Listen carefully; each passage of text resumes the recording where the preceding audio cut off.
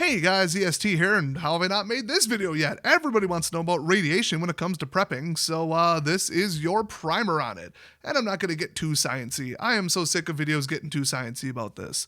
That said, it's going to be about 3 minutes of science, but I'm going to keep it really basic and understandable. So what is radiation? Is it dangerous? And what do you have to watch out for when it comes to the 4 major nuclear events, which are, of course, anything that would be considered a meltdown or a general destruction of a nuclear plant that runs on uranium, a uranium-based nuclear explosion, a hydrogen-based thermonuclear explosion, or a salted explosion, which the majority of the time would be cobalt.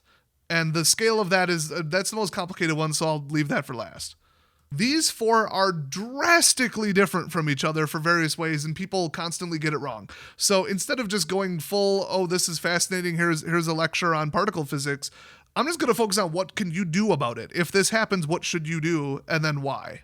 And on top of that, I'm going to tell you about some misinformation floating around about this stuff. So the key to all of this is unstable isotopes and half-lives. Once you understand those 2 simple terms, then you will understand where the radiation comes from. And then you'll know why uranium, cobalt, and tritium are completely different from each other. And thus the events that result from their use is also drastically different, needs to be treated differently. So an isotope just refers to a different form of an atom that has a different number of neutrons. And to explain it, we gotta do the meme, okay? Radioactive bananas, oh no, the potassium's gonna get ya. So potassium, 19 neutrons. If it had a different amount, it would not be potassium. However, you can find it with 19, 20, or 21 neutrons. 2 of those are stable, 1 of them is not. So stable means you could leave that atom sitting there for 10 billion years and nothing would happen to it. Cue all the particle physicists pasting in entire pages of text about quantum tunneling, and trust me, just leave the video now. It doesn't get better from here. I gotta oversimplify some stuff. So the banana's got a bunch of potassium atoms in it. Some of them are unhappy about the number of neutrons they have. They are considered an unstable isotope, and eventually, one of the neutrons will become a proton. It will emit 1 particle of beta radiation, which is bad for you, and then it will be stable from then on. Also, it won't be potassium anymore, it'll be calcium, but that's not really relevant. But how quickly and how often does potassium give off radiation? Well, that's where you get half-life. So half-life is, I've got a pile of radioactive whatever. How long will it take, usually measured in years, for half of it to radioactively decay into a stable form? Now for potassium-40, which is the unstable isotope, it is 1.25 billion years. So okay, that's a while. That doesn't give off radiation very often. How do we even detect that? And the answer is, okay, the size of a banana, think about that, and then 1 virus. Much smaller. 1 virus is made up of about 1 million atoms. I have no idea what percentage of a banana by atomic weight is potassium, but there could be thousands of trillions of individual potassium atoms there. Some percentage of them are unstable, and then some percentage of them per minute, per hour, per year are going to decay, and you're going to get detectable levels. But is it an amount hazardous to humans? Absolutely not, because the half-life is so long. Now let's go to one of my favorites, lead-217, which is a material that basically doesn't exist. But somebody made it, and it has a half-life of 20 seconds. So if you somehow had a pile of lead-217, every 20 seconds, half of the atoms have given off a particle of radiation. That is a face-melting level of radiation. However, after 20 seconds, half of it is gone. Then another 20 seconds, another half of the remainder is gone. So after a couple minutes, maybe even an hour, it's gone. It has all decayed into a stable form. So what's the danger level here between 1.25 billion and 20 seconds? Well, certain forms of radium, look up the radium girls, that's a nasty story. I think about 3 years. Radon, which I always hear about radon in the basement, 3.82 days. Which is highly radioactive, but that means that after a couple weeks, it's gone. Somebody think, oh, radon scanning in basements is a scam. Not really. It would be a continuous source leaking through cracks in the concrete, and so you get a continuous amount of it from under the ground. So that's like the lower end of the danger zone, and then the upper end is about 30-ish years, which would be cesium-137. That's the one you always hear about with most nuclear events, is watch out for the cesium, the iodine-131. I think that's a decay of like 29 years. So right around there, that's like, it's going to be a problem for centuries. So, I mean, that's really what you need to know about radioactive materials, isotopes, and half-lives. However, not all radiation is created equal, and not all radiation from radioactive decay is created equal, because everything's radiation. I mean, visible light, like radio signals, but those are too low. Ultraviolet light, gamma rays, certain types of particles from space, those will knock an electron clear off of an atom. So if that happens to your DNA, you really don't want your DNA getting ionized. That's what causes radiation-induced cancer. Well, all three forms of radioactivity from radioactive decay of unstable isotopes are ionizing. However, you holding a cell phone up to your head, not ionizing. Plus, it's 200 milliwatts tops, guys. I mean, come on. They finally debunked that and people still don't believe it. So we've got alpha radiation, beta radiation, and gamma radiation. Those are the three types that will come from radioactive decay. So I'm not going to focus on any other type. So alpha radiation is actually 2 neutrons and 2 protons. So you got to have a big boy breaking down to get one of those blasting at you, and the energy level is insane. However, because it's so big, it can be stopped by basically anything. A piece of paper will protect you from alpha radiation. Clothing, skin, air if you had enough of it. So you might think, oh, alpha radiation's not dangerous. In fact, we played with alpha radiation in high school. Yeah, right up until the source of it gets inside your body. Now, irradiated means you got hit by radiation. I'm not sure if the other one has a term, but radioactive material is now inside your body. That is bad. You are an ongoing danger to yourself and everybody around you potentially. So you were exposed to a high amount of beta and alpha radiation for a couple seconds. Oh no, keep them away from everybody else. No, that you're zero danger after it stops. That's just not a thing. But you drank some water that was downstream from a nuclear meltdown? Yeah. Now the ongoing source of decaying isotopes is inside of you. That's bad. Or it's on the dust on your clothing. So like the difference between irradiated and I guess I would just say generally radioactive are two complete opposites. So to go back to alpha, it's literally just a helium molecule actually with no electrons on it. So just, imagine helium getting launched at your face at a very, very high rate of speed. I mean, enough of it hitting your skin, it will burn you.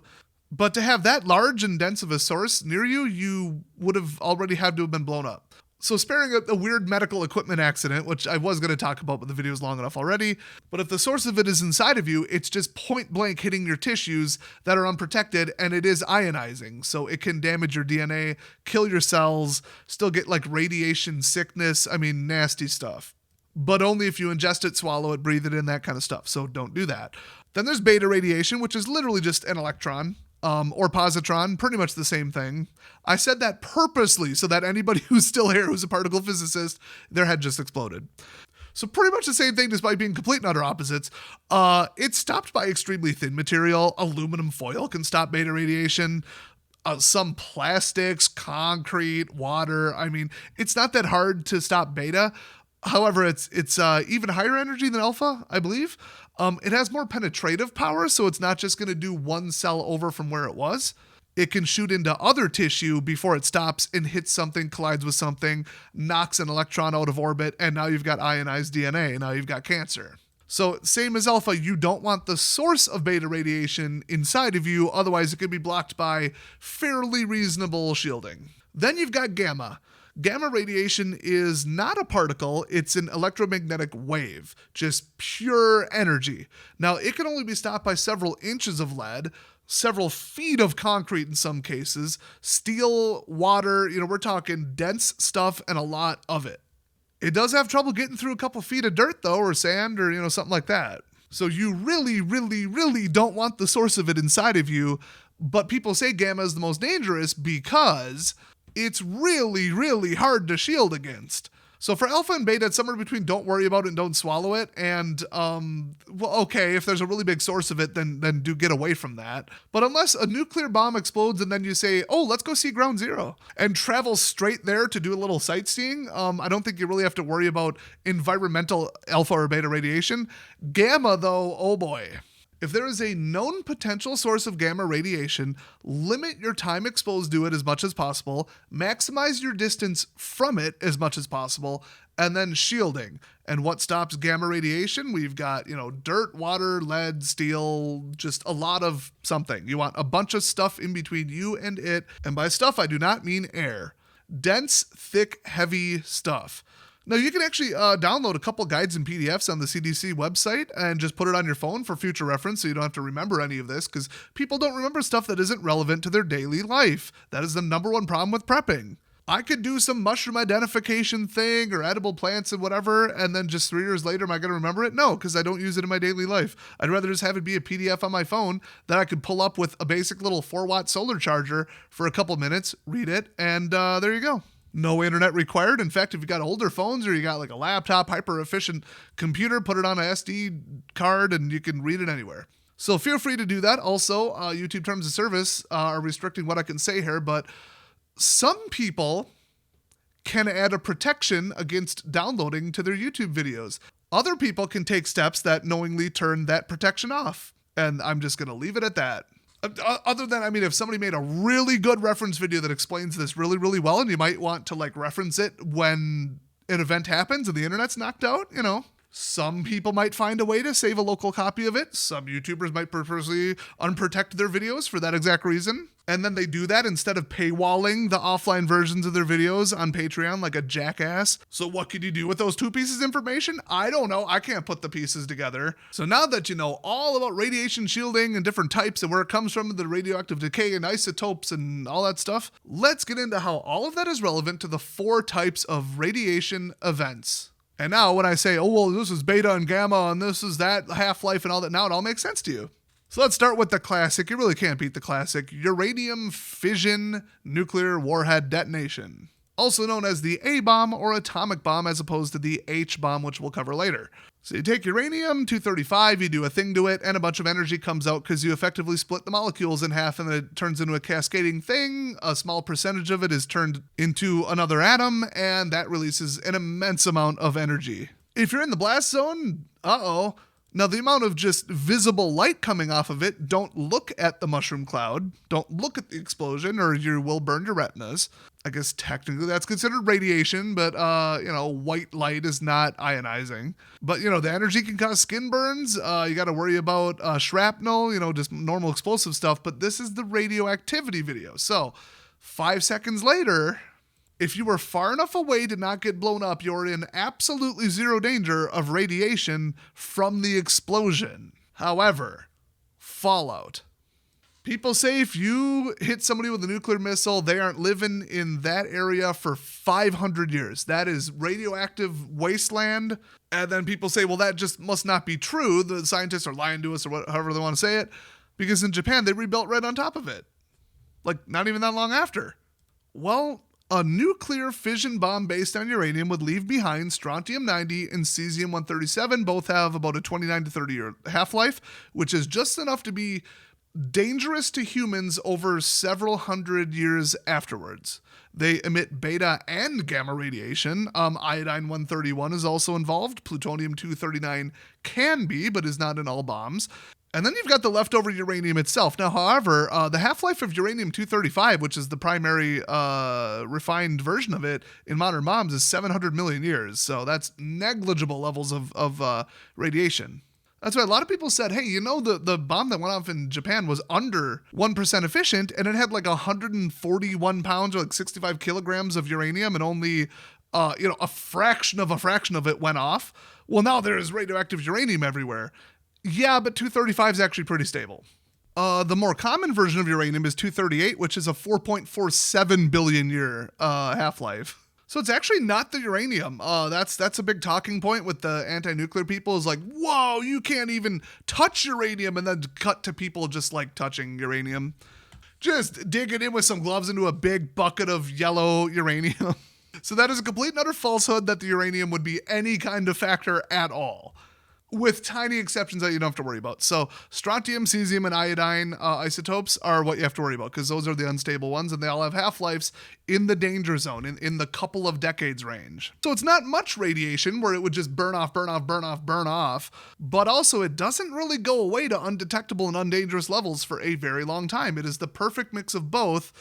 And that's why where the bombs dropped in Japan, they have higher rates of cancers in very specific areas that would only really be affected if you took up into your body some affected iodine, strontium, or cesium. And also just from ambient radiation, there's higher levels of skin cancer. So they got weird internal organ cancers that are very specific and don't tend to happen from carcinogenic sources. And they're still worrying about it to this day, and that was a long time ago. So yeah, people still live there. And there are tests for it. I'm sure they take iodine supplements, which are wholly unnecessary because there's iodine in our salt. But I'll get to that later when it comes to treatments. But that's what they're talking about when they say lingering radiation. Now, that was an airburst. A ground burst would be worse. I don't want to get way into why that is and the chemistry and all the particle physics. Just take my word for it that a ground burst would be worse. But it was an airburst above Japan because they wanted the maximum amount of energy to just hit like horizontally and vertically, I guess. And that causes more building destruction. And then if it hits the ground like soaks up the explosion partially. So you just wouldn't want that. Now, if it did happen, or if somebody placed one on the ground, like in the back of a truck or something, that would be bad because then you've got the radiation and the heat. It is so much energy, it changes the nature of some of the atoms around it. And then you get these unstable isotopes. Also, you get more dust, and the dust travels further and settles over the fallout zone. So what is nuclear fallout? Because that is the one thing that people say, oh yeah, okay, 1 second later, if you're not vaporized, you don't have to worry about radiation except for the fallout. That is the radioactive dust containing stuff like strontium, cesium, iodine, plutonium, other things, cobalt if there was a steel casing on the bomb. And that's because that steel plate was point blank among other things. I mean, there might be fuel, there might be guidance, there might be some interesting little things on the circuit board that were point blank on the bomb, to guide the missile. There could be a propellant tank. I mean, there's all these different molecules or atoms, I should say, well, both.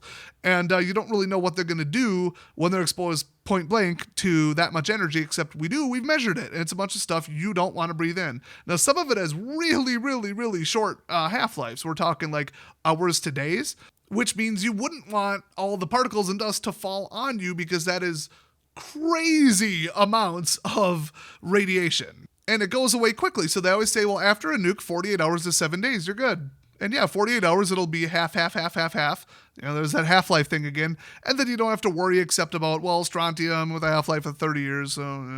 So really just don't be downwind of a nuclear detonation. If you think you are, get out of the way as quickly as possible.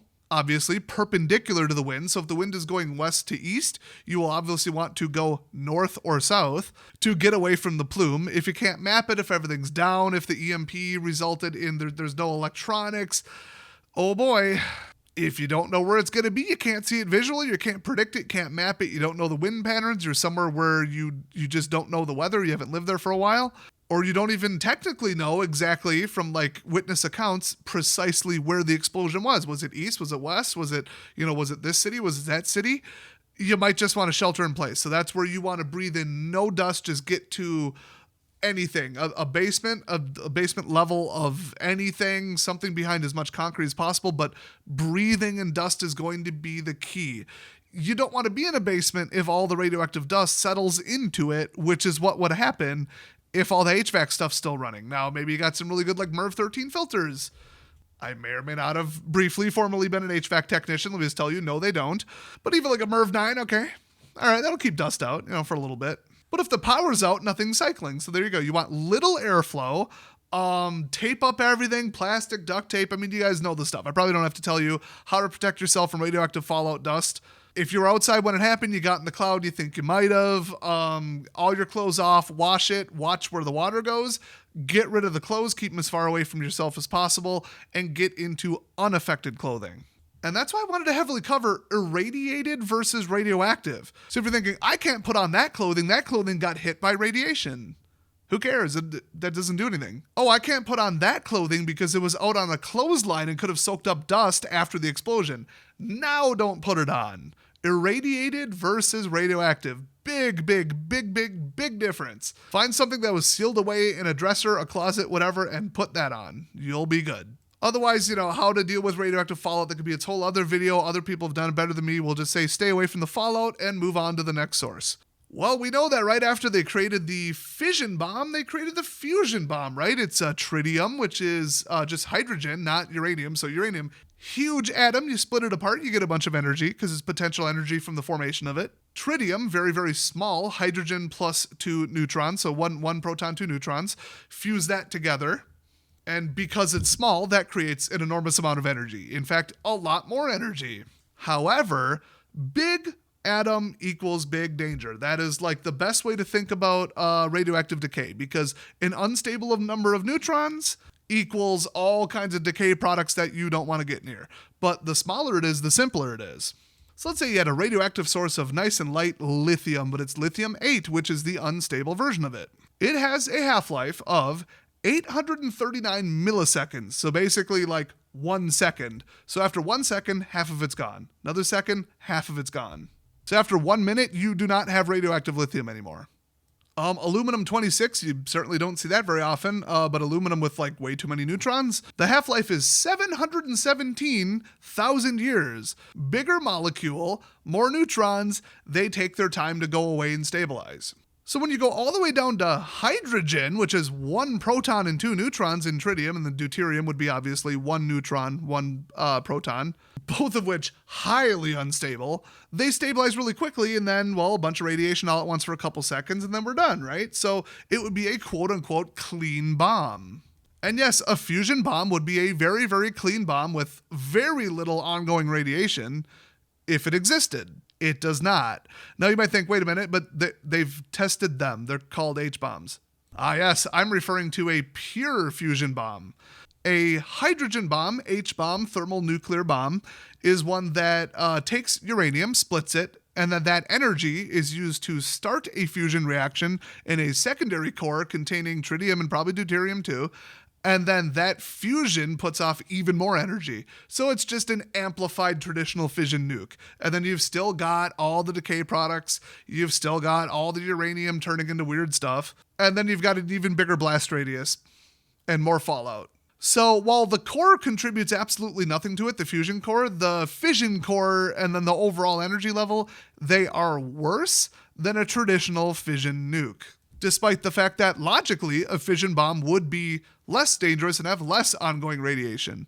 But that's because that's not what it is. We don't have those and we can't make those. I believe as of right now, the longest fusion reaction we got going was 17 seconds. And they just announced that the one they're building in, I forgot, Utah or something, is going to be online in 5 years. Sure it will. We're talking connected to the grid and running. I have my doubts. Not impossible, I have my doubts. But yeah, we don't have fusion technology, and just making a really big boom in a little tiny missile that happens to start fusion for 1 fraction of a second isn't really a fusion bomb. It's just an amplified traditional bomb. So most nuclear missiles, I would say, I believe I don't have percentages, but I've been told most in the American arsenal right now are 2nd generation thermonuclear bombs. Anything from large dropped artillery, ICBMs, everything. We just have them in everything. One of the major differences, they emit significantly more radiation initially, so you're going to get torched from further away even if the blast doesn't get you. But other than that, they're basically just the same, but with a wider spread. So, yeah. Let's move on to uranium fission plant meltdown. So a traditional nuclear reactor meltdown. You got your Fukushimas, you got your 3 Mile Islands, and you got your Chernobyls. Then you got other accidents with like the Demon Core and other stuff, but those are the 3 that you really talk about. So the thing you have to understand is that a meltdown is completely different. I'm not 100% sure about this, but I'm pretty confident that a true nuclear explosion, like a runaway reaction that resulted in like a multi-megaton blast, is literally impossible because the materials aren't there to do it in a traditional power plant that runs on nuclear fuel. So you won't get a mushroom cloud, you won't get, oh, whoops, it went bomb on us, because that's just literally not a thing that can happen. It cannot do that. That's why they're called meltdowns, because the rods of uranium get so hot that they melt, and then you get, well, look up the elephant foot, the most dangerous photograph ever taken.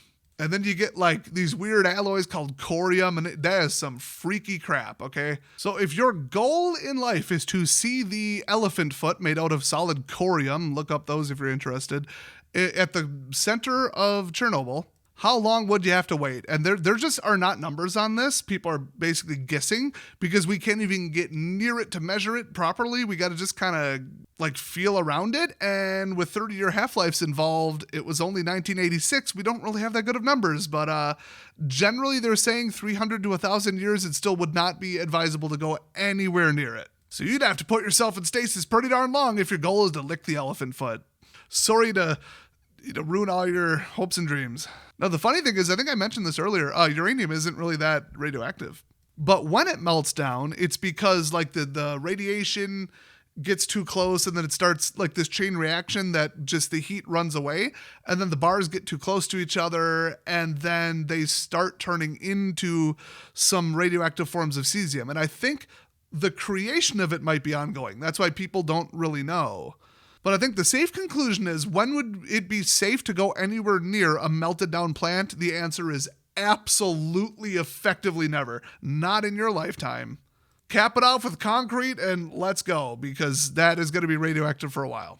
It's really just the amount. We've got pounds and pounds and pounds of fuel, and we can't get close enough to any meltdowns that occurred to like get a chemical sample of what it's made out of, for sure. Now remember when I said it's all about limit time, limit distance, and get as much shielding as possible when there's a radioactive source. I believe how this works, and I've never been good at calculus, so correct me if I'm wrong, but twice as far away is more than twice as good, I believe, is generally that. So if you get 100 times further away, you're really, really good. So if it happens, stay really far away.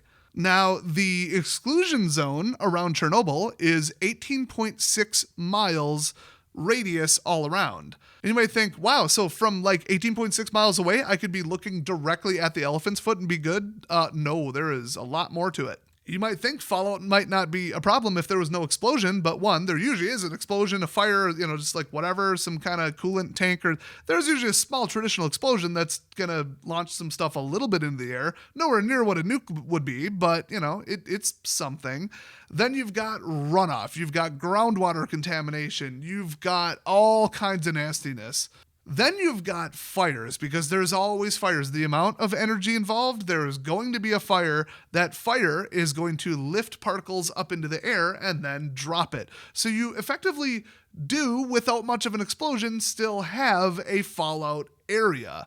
And that's where the exclusion zone comes in. Now, that said, they don't think it spread much past 18.6 miles in any given direction. However, the wind is never just completely random because the Earth is, spinning. And yet they set it at 30 kilometers on the dot, which seems like a nice, weirdly even number, 18.6 miles, centered on the nuclear power plant, regardless of wind direction. Now, does that seem odd to you?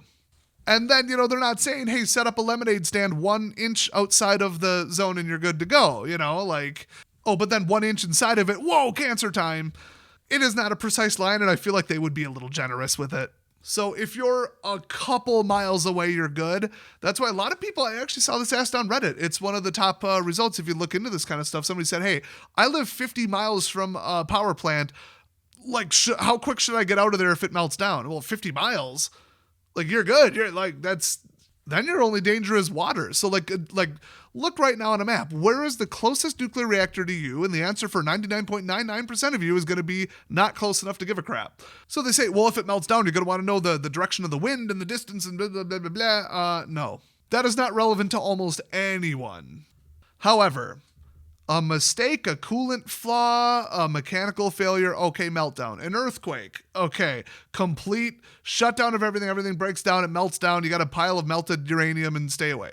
What nobody's talked about is a meteorite strike, a nuclear missile strike, a traditional airstrike, just a normal bomb, a very high explosive bomb, hits a nuclear reactor. Well, now what?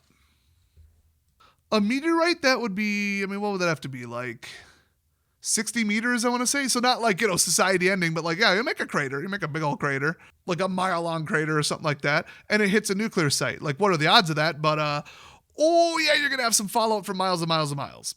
But that's just because of the amount of energy. Okay, so let's say somebody drops a traditional bomb on a nuclear site versus like a nuclear bomb. Well, it's going to be, magnitudes less energy. So that means that it's not going to launch as high into the air. The fallout is not going to land as far, but you still have to worry about fallout. I would say several miles.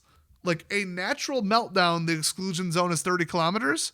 And that is really, really generous, and people can take tours inside of the exclusion zone and still be good, with like a little counter on their arm and some basic decontamination methods.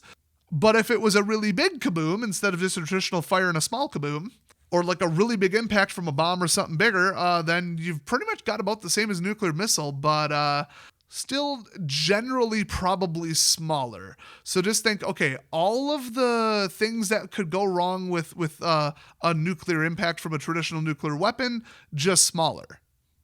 And that's why people say, well, not in my backyard. Well, unless it's literally in your backyard, you're probably enough miles away that it's not a big deal. 50 miles away from society, nobody has to worry about anything. Unless a meteorite big enough to wipe out your entire state hits it, and then you've got bigger problems. The chemicals involved in a meltdown will be cesium-137, 30-year half-life, strontium-90, 29-year rounded half-life, so, nasty stuff that stays around for several centuries. The minor traces would be iodine-131, which has an 8-day, very interesting, 8-day half-life. So it goes away pretty quickly, but, if you were to get that into your body, you're looking at a lot of point-blank radiation really quickly. That would be really bad for you. But also it goes away within, like a year for sure. But that's really easy. Don't drink water near or downstream from the site, and stay away from dust involved in anything downwind from the event. And that's really all you have to do. Now, okay, I don't know if I touched on this yet. So your thyroid needs iodine, but because we have iodized salt in America and pretty much most of the world, we usually have enough iodine. And if we take an iodine we don't need, we just pee it out. So if they say, if there's a nuclear event, take iodine pills, cool. Except a lot of preppers or fake conservatives out there, sensationalist people who are acting a lot smarter than they really are. They're selling these anti-nuclear pills. What if? Buy this overpriced food pack. They're shilling the same crap without even looking into it. They either are just that stupid or they don't care. I'm not sure which is worse, but in both cases, somebody selling $20, $30, $40 were, bottles of pills of iodine, they are a scammer. They are not someone you want to listen to. Unsub immediately. Unfollow immediately. Never watch their podcast again. Just that alone is telling me that they are not any kind of reliable source on anything, either because of sheer intelligence and effort level, or just they don't care, they're greedy, and they'll tell you anything as long as they can sell something to you. I looked. You can get some iodine pills for about $7. Except don't. Pills are stupid. Iodine is iodine. If it makes it to your stomach, it'll go in your bloodstream. If you need it, you'll keep it. So since isopropyl alcohol is a terrible way to treat a wound, it'll nuke some stuff, but it denatures the proteins in your own cells, making it heal slower, more of a scar, and just it's a bad way to do it. Hydrogen peroxide is better. Anybody will tell you that, but iodine is debatably even better than hydrogen peroxide. So I got some liquid iodine for, $5. Whole bottle of it. So guess what? If a nuke went off, one drop in my mouth, done. And that's fully expecting that my thyroid is fully packed up with all the iodine it'll need for the next, couple months. Just from eating some breaded fish fillets and french fries, Like salt is everywhere. Dietary salt, pretty much anywhere all across America, has iodine in it. So you probably don't need it, but would I keep some around just in case of a nuke? No. I really wouldn't, but would I keep some around to clean my skin? And if I saw a nuclear event happen, would I take a drop of it? Yes, absolutely. So I'd say, go in the middle. Get some dietary iodine that is also rated for use on skin as a disinfectant.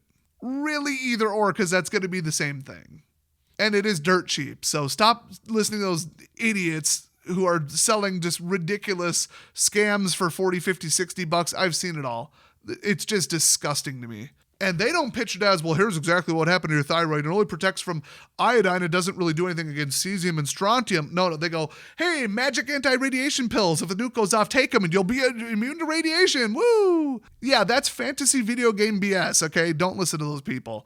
God, those people make me sick. Calling themselves preppers and calling themselves conservatives, absolutely disgusting. And if you appreciate somebody who calls them out on their crap and then tells you the truth, you know where the subscribe button is, and you probably found it right next to the like button. I'm not here to sell you anything. I don't believe I've had one single sponsored video on the entire history of this channel. Trying to think if I threw in that one t-shirt vendor that one time though. Everything is free information. Everything's out there in the public. I'm not withholding anything. I don't even have a Patreon for this specific channel. It's all just out there, and I do my research, and I'm a very, very smart person who only talks about things that I understand. Look, if you appreciate that and you made it this far in the video, please check out the rest of my content and subscribe. I could really use the income. Thanks, Biden, for ruining the economy. And shout out to Hasbro for ruining my other channel. So Plant Meltdown, you might also see plutonium. Not all models of reactors use plutonium or would create it. I don't remember. I think it's produced, not used. I don't remember, but 87-year half-life, so a little bit less dangerous, but it's sticking around for a really long time. Just one more reason not to go near it if it melts down, but otherwise, if you're far enough away, then you're far enough away. It's really just that simple. With one exception, and nobody talks about this, and this drives me nuts. Krypton 85. You will never hear people talk about Krypton 85 because it might be one of the very, very significant factors in climate change. At least the level of slight changes in the climate over the term that we've been tracking. Look, Gore said we'd be underwater by now, okay? There's climate change, and then there's the change that's going on in the climate. You know what I mean? There's climate change TM, which is a load of crap.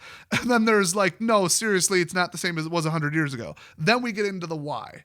Now, amounts of Krypton 85, which is the unstable version of Krypton in the atmosphere, have doubled since, I forget when it was measured, but it's doubled lately. It's all the refinement and nuclear testing. Those are the sources of it. You'll find more of it around any kind of nuclear anything where they make the fuel, and it's not good. So they estimate that as of the year 2000, all the nuclear testing, all the nuclear accidents, and the production of fuel, those three together have made 10,600 petabecquerels worth of, I don't remember, that's like absorbed radiation. But if you're wondering, like, well, how much would it take to damage a human? Like 3,000. What's a petabecquerel?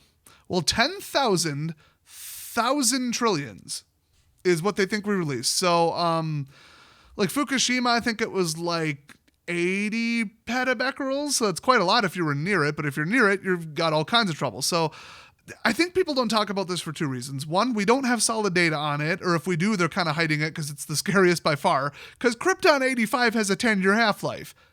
That's right in the middle there. That is dangerous. Also, it doesn't react with anything. You can't filter it. It's too small. You can't just like clean it with a carbon filter because carbon won't react with it. Nothing reacts with it. It just sits there and just is. It just exists and it just gives off radiation.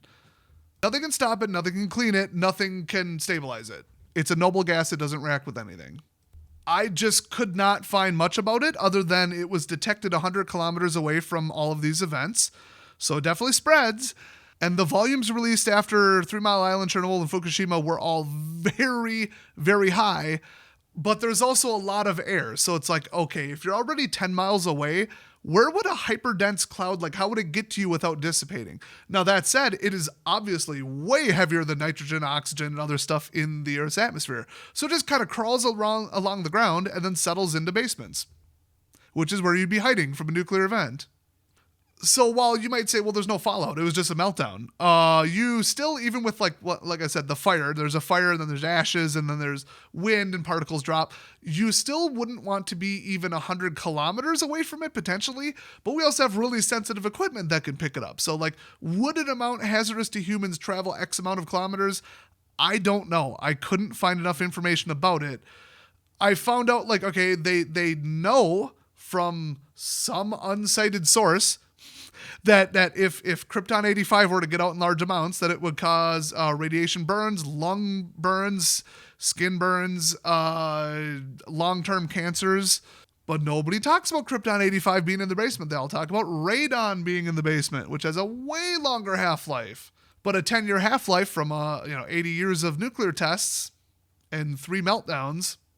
But you can pick this stuff up in very detectable quantities around any place that uses or especially creates refined uranium fuel. And they don't seem too perturbed about that. So maybe it's not a danger, maybe it is. How do they get these anecdotes about, burning lungs and stuff when there's only one way to produce Krypton 85 and you can guess what it is? And I believe, now this is wild, it's electrically slightly non-neutral, which is why it affects the electrical stuff way up in the atmosphere, and they're thinking that might do something with cloud formation or like energy levels of storms or how they form, where they form. So if you thought, oh, first there's CO2 in greenhouse, then there's methane, which is even worse, and then there's sulfur compounds that we think might be in the stratosphere, that's even worse. Then we got the aerosols that were killing the ozone layer, that's even worse, and then we got Krypton 85, and we don't even know what that's doing, and nobody's talking about it. And then you've got airplane travel, which could be accidentally creating clouds. Then you've got the cleaning, the lowering of emissions from all the boats that are hauling stuff, and that might actually be undoing a cloud modification that was beneficial. So it's like, anybody just saying lower your CO2 and we'll reverse climate change? No, there's more to it, dude. Way more to it. And this might be one of the factors. So I thought I'd throw that in there because it's one of those fringe theories that actually makes perfect sense. And all we have is people stopping just short of like talking about it in that context, which kind of really seems like a cover up to me, but okay, you know. But back from conspiracy land, you know, don't go near it. Watch the water and watch the minimal fallout. Otherwise, it's so much less dangerous having a nuclear reactor melt down than it is to have a nuke go off, that I wouldn't even worry about it if it was 30 miles away from my house. I wouldn't care. I would just take the cheaper energy prices, to be honest. And whether you think CO2 is the major factor or no factor at all or somewhere in between, with, you know, the Earth getting a little hotter lately, when really ocean currents, because ocean plastics would be, anyway, not buying energy from the Middle East, I'll take that, bankrupt them. Let's go full nuclear. Nuclear everywhere, let's go. So even if it were to melt down, it wouldn't be that bad. That's why I'm saying, yeah, nuclear everywhere. Put it out there. So let's move on to the fourth type, the cobalt dirty bomb attack. We're talking about cobalt-60. So remember when I said, you know, the sweet zone where you really got to worry is like a half-life of, you know, a couple days because, ooh, you're going to get fried for a couple days, but wait a couple months, it's basically gone, up to like 30 years because then it's going to stick around, but it's still just enough radiation that if you got the particles that are emitting it into your body, formed into your bones with like calcium, iodine, into your thyroid, you're going to have a bad time. So that's the sweet spot. Take a guess what cobalt-60 is. Half-life of 5.3 years. So you might be thinking, oh, that's a couple times worse. Oh, let me tell you about 5.3 years. Well, let me back up. Okay, so a salted bomb is a nuclear bomb that was purposely made more permanently, durably radioactive by purposely putting cobalt in it that they know will become cobalt-60 when it's exposed to a large amount of radiation point blank. So they just build the casing of the warhead itself out of steel and a high amount of cobalt. Like I said, knowing that it will turn into cobalt-60 at certain percentages, or taking a large amount of cobalt-60 and just wrapping it around a stick of dynamite or something, you know, like a traditional explosive. So a salted bomb is a nuke with cobalt or something similar added to it, knowing that the radiation will turn stable cobalt-59 into cobalt-60, and then you know that the area that you hit is never going to be livable again, pretty much. Not within a millennia. So back in the 90s, they were talking about, oh, what if somebody just took a bunch of radioactive material, they put it inside of a lead crate, and inside of that lead crate, you know, so that you couldn't detect it or they'd be safe from it while transporting it, then you just put like a pipe bomb or whatever, then you go to some, you know, really, really dense city and light it up. Well, then you've got a radioactive block. You know, not even. Like, how do you spread it that much? Then you got a nuke where you're like, well, you're already not going to live under the nuke. You could just not air detonate it, hit it into the ground, and then they're really not living there for 100 years. Why even bother with cobalt-60? It's practically like theoretical, and cobalt-60 is really, really, really difficult and dangerous to produce and transport if you were to just make it and then put it on a traditional explosive that isn't nuclear, which would have nowhere near the amount of energy to turn it into cobalt-50 or from 59 to 60. That just wouldn't happen. So it's unrealistic to say, oh, somebody's just going to make a traditional cobalt bomb. So let's say, okay, you put it on a salted nuke, which is what it's called. 1 gram of cobalt-60 would produce in its lifetime before it fully stabilizes 42 trillion becquerels. By the way, 1 becquerel is 1 radioactive decay event. So in this case, it's beta decay, so 1 beta particle. And it's more dangerous because the mass difference between cobalt-60 and nickel-60, which is the stable form that it turns into, it goes from cobalt to nickel, which is the next one over on the periodic table. is so much greater of a jump than like plutonium-238 that it gives off more radiation and more powerful radiation. I guess that's like a drastic oversimplification of it. So not only is it just, scary 5-year half-life, it's more than that. 60 millionths of a gram would result in a dose of 1 millisievert at 1 meter away within 1 hour. Let me translate that. Let's scale it up a little bit. You wait 50 half-life cycles. Oh, whoops, reading my notes. I forgot to mention, it produces gamma and beta radiation because of the energy difference. That's why it's so dangerous. So somehow this didn't make it into my notes, and now I can't refine the source on it, which is really annoying. But if you were to stay down for 5 years after a cobalt bomb exploded with the amount that somebody would expect to be there, you would still die within minutes. If you waited 50 years and then went up to ground zero, you would still die within, I believe it was 4 days. So nobody's living there ever again. If you look up cobalt-60, you'll find the famous picture of like a really, really tiny amount of it. And it's basically like, if you can see this, so they labeled it drop and run, CO60, danger radiation. It's like a bumper sticker. If you can read this, you're too close. Drop and run. That is literally what they wrote on it. There has been one contamination incident that I was aware of. It's the Ciudad Juarez cobalt-60 incident. And it was really, really bad. A scrapper cracked open a medical C3000 radiotherapy unit and brought the stuff back to his family's house, sold it, got all around his city. He had a really bad day. 4,000 other people had a really bad day. A couple pellets spilled out when he drilled into the shielded storage area inside of it, and they spilled into the back of his truck. By the time he got to the junkyard, his truck suffered a mechanical failure due to the radiation. Trucks are made out of metal. The junkyard was a wasteland. It got mixed in with some steel in tiny, minuscule amounts, and now they got radioactive rebar going to a whole bunch of different areas. They had to be tested. Like this was... Imagine if they did that on purpose, but scaled it up to several pounds of it inside of a bomb, or created it due to a nuclear detonation. You aren't going back to that zone or miles around it forever. So any type of purposeful, or I guess accidental, but I mean purposeful nuclear event involving a dirty bomb or cobalt would make a nuke look like a candle. It would look like nothing.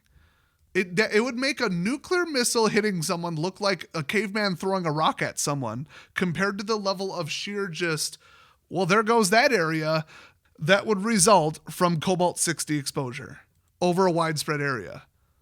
I mean, traces of this stuff are deadly for decades. I'm surprised anyone even still lives in that city. And that was a tiny amount.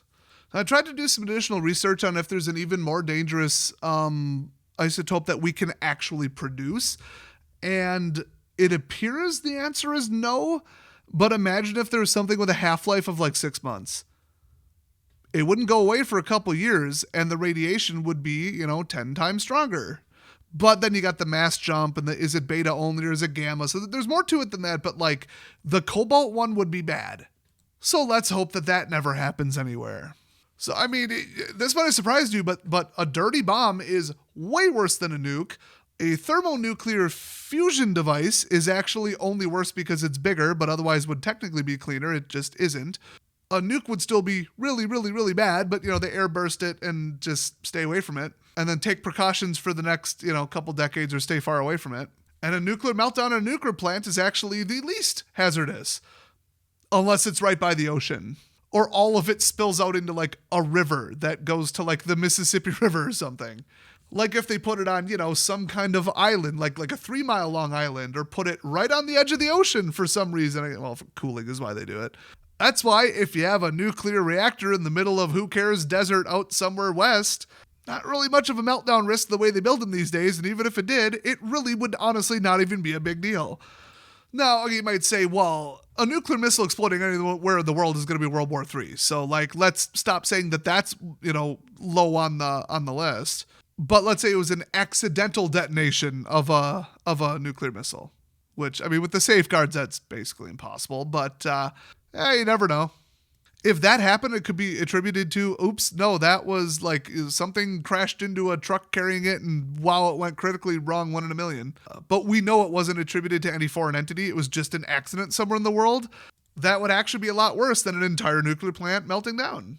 So if you learned anything from this video, which mostly, like I said, I wanted to for sure focus on, here's exactly how it works, just so you have a basic understanding of it. And then what do you do about it if it happens? How do you stay away from it? What do you have to look out for? What are the dangers? What are the proven dangers, the potential dangers with the changes in nuclear bomb structures and nuclear fuel structures? I didn't even write the summary for the cobalt one, but if cobalt's involved, you're screwed and you can never come out of your bunker. You're just dead. There is nothing you can do about it in any way, shape, or form. You're just dead, in case you didn't get the conclusion wrap up from that one.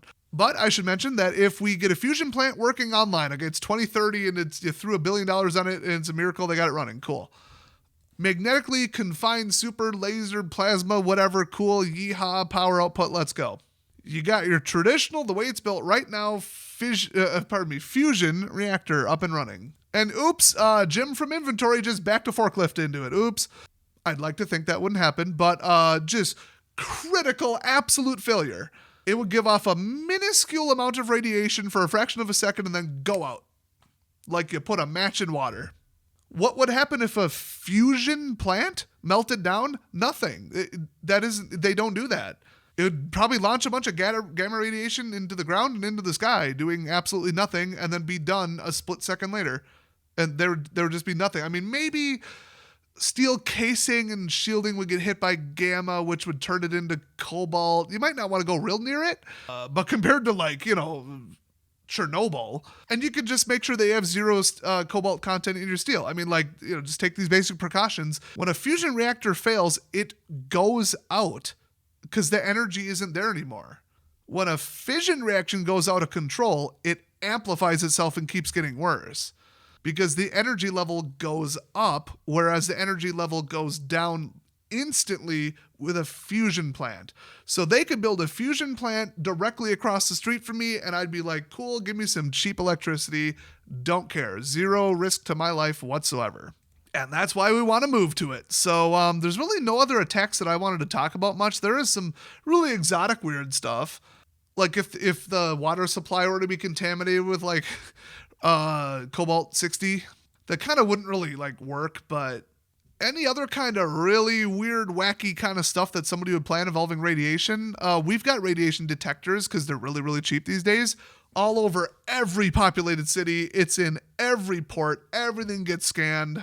And if you think you can just shield it with a foot of solid lead, first of all, oh my gosh, have you seen the shipping rates on that? And secondly, they also have lead detectors. So if you're, losing sleep at night thinking, a radiation thing is going to happen any day now, it's not quite as practical as some other types of attacks. Let's put it that way. You could do more damage accidentally or purposely dragging a boat anchor across a fiber channel, you know what I mean? There are other things you could pour into the water supply that would do worse than cobalt, at least in the short term. A couple little more interesting things I had in my notes. If you want to walk around in a suit that'll protect you from gamma radiation, that is not a thing. I even tried shopping for one online just for lulz, just to look up the price and add it to this video. Not that I would ever buy it. And turns out doesn't exist. And it doesn't exist because it would be 500 pounds of lead. It has to be several inches thick. A human cannot carry that. There's a couple specialized vehicles that are built for it, but that's about it. So if you see the radiation suits, it's usually just somewhat thick aluminum foil and some beryllium infused polymers and some other kind of interesting stuff. But it's really just to make sure that you don't take the particles with you. If they the dust sticks to your clothing, well, you want it to stick to the suit and then you get rid of the suit. And in fact, you wear nitrile gloves inside the suit so that when you're taking off the suit, you don't have to directly touch the outside of the suit, which would then, contaminate your hands with radioactive stuff and then everything you touch after that. And you would generally be sprayed down with water and a soapy compound, among other things, in the suit, but then you have to control where the water goes and stay away from that because then that's effectively like a condenser for it. But the suit itself ain't really protecting you from much radiation except for alpha and beta. Like 0% of that's getting through. But gamma, there's nothing you can do about it, which is why they have a exposure counter. So you usually wear it on your bicep or something like that. You look over, it's clicking, and it'll start changing colors or making an alert noise or something if you've soaked up X amount of radioactive hits to the sensor detected. And then they say, okay, well, that's like 5 chest x-rays or whatever. Let's get out of there. You've reached your limit for the day, the month, the year, the whatever. I mean, really no amount of radiation is safe, but they say, well, what's a, astronomical probability mixed with what the human body can typically handle when it comes to your immune system killing cancer before it even starts? And they came up with a number, and that's the number. So it's called a dosometer. Do you need one? Absolutely not. I would recommend you just don't walk through radioactive wastelands. That's actually a lot cheaper and easier. Now, a gas mask, that kind of pulls double duty, because then you could handle smoke, you could handle certain amounts of certain compounds, like tear gas and stuff. I mean, that just does everything. And also filters from radioactive fallout. So a gas mask, yeah, I would buy that as far as protective equipment. The last thing to mention is how likely is it that a nuke will hit anywhere near you? And I thought, where I live, nowhere. I'm not in like New York City or some populated area. Well, they released, I don't know if it was a Freedom of Information thing or a leak, I don't remember. But the list is out there of like the top, I think 250 or 500 sites that would be priority targets in the US government's own estimation if there were to be a nuclear exchange. So like what would be targeted, and there's one just north of me and just south of me. For privacy, I'm not going to say why they are priority targets. I thought, oh yeah, crap. Well, at least I don't live east of it, which is the way the wind would go. But yeah, I think we're like just out of the top 100 or something. I don't know. I haven't checked it in a while. I'm sure it's changed. Might want to go look at that document and see if you live near it. I wouldn't necessarily do anything about it. I would just, either feel absolutely safe or just be like, okay, it could happen. So I'm glad I watched this video, and I'll be a little bit more aware and maybe just tweak a little bit my plan and a little bit my what if scenarios and just kind of form that all in my head as a distant possibility. Oh, and actually the third thing is you might think, well, is there any kind of radioactivity event that could like cover an entire US state? And the answer is just no. There's not enough material. I mean, other than like unleashing 1,000 nukes, which, okay, sure. There's just not enough material. It's got to be kind of dense. It's got to be covering just like a little bit of an area. And there's just not enough to go around to make like an entire 1,000-mile section of anywhere on the planet highly radioactive to a point where humans couldn't live there because you just couldn't produce enough radioactive material. I mean, you'd have to produce like thousands of pounds of it, and that's just not realistic. How would you transport it? How would you shield it? How would you even disperse it? That's just not realistic. A pure biological thing, a pathogenic thing, like a soil contamination thing, that would be more of a common attack than just somebody saying, we're going to make the entire state of Florida radioactive. There's just no way to do that. Which means that if they could only attack like a couple square mile area with like some big thing, and they're going to obviously target big cities for highest impact, whether it be terrorism or a military strike, the sheer probability of a radioactivity event being near you is just low based on pure, utter square footage coverage versus how many square feet, square miles, whatever, are in America. So that should make you feel a little better.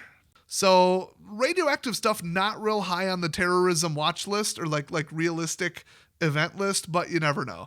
And if anything happens that's more resembling an accident or an outbreak of nuclear war, well, now you're more informed. You know what radiation is, what it means, how it works, and what to do about it. So another fun documentary from EST. If you have any kind of questions or additional facts or interesting stuff or corrections, because I'm not a particle physicist, leave them down in the comment section. I'd be happy to respond. So thanks everybody for watching, and I'll see you guys next time.